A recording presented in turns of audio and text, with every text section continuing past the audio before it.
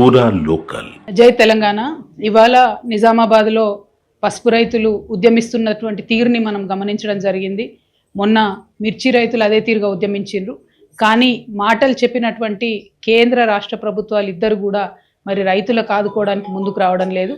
నిజామాబాద్లో పసుపు రైతులకు 15,000 మద్దతు ధర ఇస్తామని చెప్పి కాంగ్రెస్ పార్టీ అధ్యక్షుడిగా ఉన్నప్పుడు ఇప్పటి ముఖ్యమంత్రి గారు రేవంత్ రెడ్డి గారు మాట ఇచ్చి ఉన్నారు. అదే మాట గౌరవనీయులు రాహుల్ గాంధీ గారు కూడా చెప్తున్నారు. కానీ పసుపుకు ఇప్పుడు కనీసం 11,000, 9,000 కూడా రానటువంటి పరిస్థితులలో ప్రభుత్వం ముందుకొచ్చి మా నిజామాబాద్ పసుపు రైతుల్ని ఆదుకోకపోవడం అన్నది కేవలం రైతుల్ని నయవంచన చేయడమే, మోసం చేయడమే. కాబట్టి తక్షణమే రాష్ట్ర ప్రభుత్వం ముందుకొచ్చి పసుపు పంటను కొనుగోలు చేయాలని చెప్పి కనీసం 15,000 రూపాయలు మద్దతు ధర ఇవ్వాలని చెప్పి నేను డిమాండ్ చేస్తూ ఉన్నాను.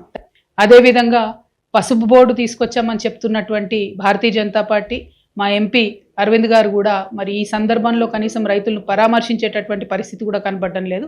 పసుపు బోర్డు తీసుకొచ్చారు, దానికి చట్టబద్ధత లేదు. పసుపు బోర్డు తీసుకొచ్చినారు, దాంతో పసుపు రైతులకు ఒరిగిందేమీ లేదు.